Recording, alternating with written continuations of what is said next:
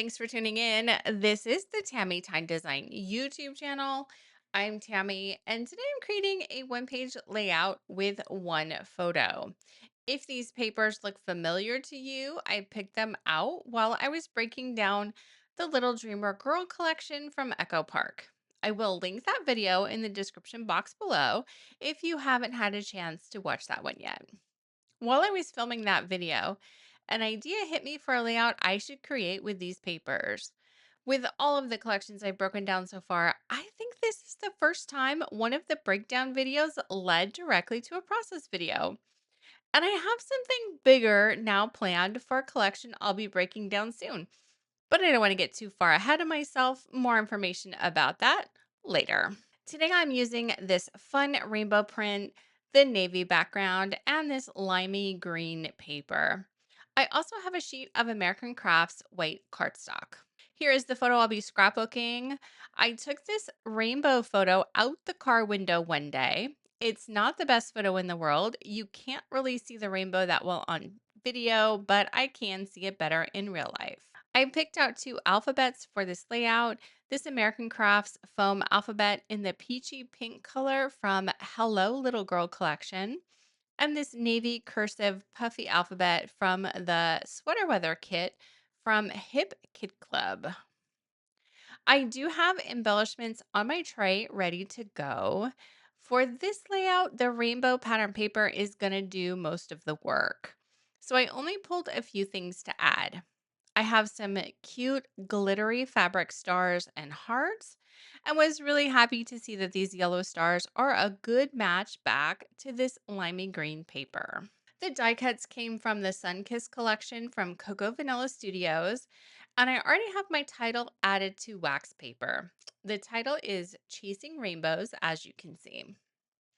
I think that is everything. So I'm going to go cut all of my papers off camera and then I'll show you the design ideas for today's page. All of my papers are trimmed and ready to go. My plan is to frame my photo with these two papers.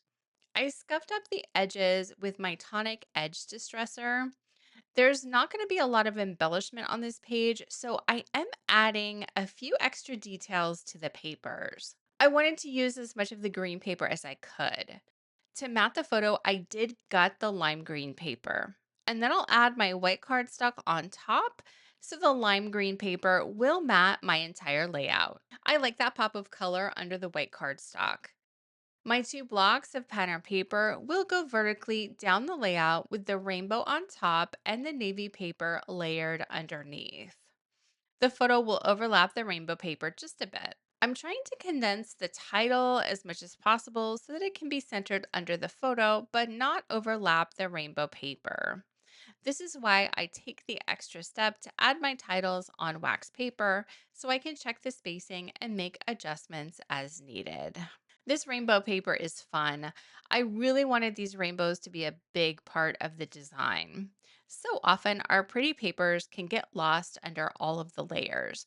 So it's nice to have some simple go to designs that allow our papers to show off. I'm thinking I'll add this die cut rainbow here overlapping the photo. I'll grab some foam adhesive for that to give it a little bit of dimension. I wanted to add these cute cloud die cuts. I will use the frame mats to layer these on top of the photo.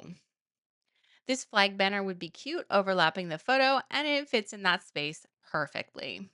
Then I'll sprinkle in my stars in a visual triangle around the page. That's the plan for this layout. I'm going to clear everything off, glue the photo and the papers down. Oh, before I do that, because I scuffed up these mats, I want to add a treatment to the other pattern papers.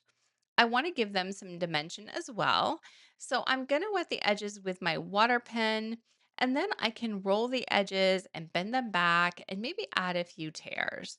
The water pen isn't required to do this, but wetting the edges helps loosen the paper fibers and makes it easier.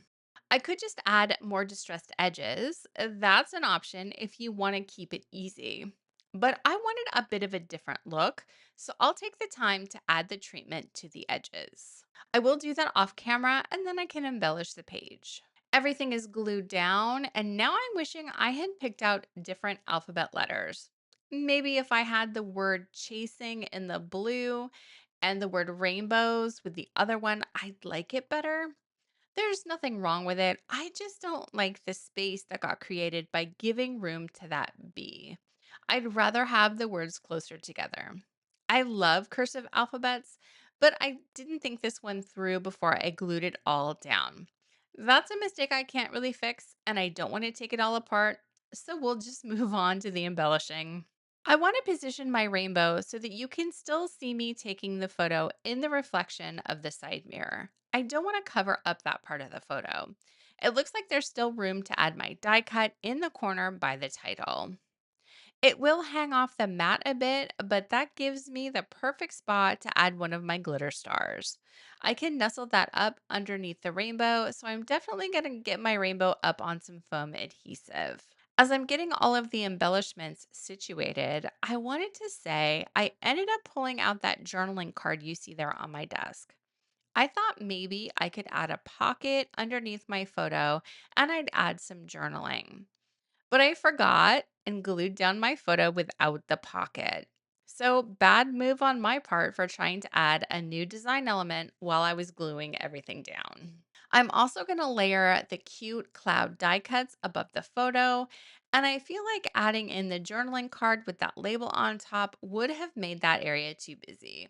It didn't matter in the end because I forgot about the pocket. If you want to add journaling, there's room under the title. This would be a great design to add one of the Simple Stories foam sticker titles to. You'd still have plenty of room to add journaling. You could also add journaling to the side of the photo on top of the pattern paper. It might cover up some pretty pattern paper, but if journaling is important to you, there are areas in this design to make it work. Journaling is important to me, but I personally don't journal on every single page. This particular photo didn't have a specific story to go along with it, so I don't feel bad about not including it. I did forget to add the date while I was creating. That happens all the time. I have made adding dates part of my post layout process. I will add the dates on all of my layouts when I add my pages to my albums. I will add the glittery yellow stars in a visual triangle, one at the top with the die cut clouds, one below my rainbow die cut, and one under the title. I tucked the die cut clouds into the layers of the photo mats. Tucking die cuts into layers on your page adds additional interest. And don't forget to roll or fold your ephemera to get more dimension. It helps when things aren't just all flat to the page. I did have to go into my stash and dig for some enamel dots. I felt like this page really needed that finishing touch, so I found these glittery candy dots from Bo Bunny's Beautiful Things collection. The glitter here repeats the glitter I've already added with the glitter stars and hearts. I'm going to add a few of the pink ones to each of my little embellishment clusters. I'm not going over the top at all. This is a fairly simple design, and I wanted to keep the embellishments simple too. And that's where I will call this one done. It's an easy, simple page design upgraded with a few techniques, the scuffed frames and the rolled and distressed pattern paper edges. As always, you'll find a link in the description box below to download a sketch of my completed layout. See you next time.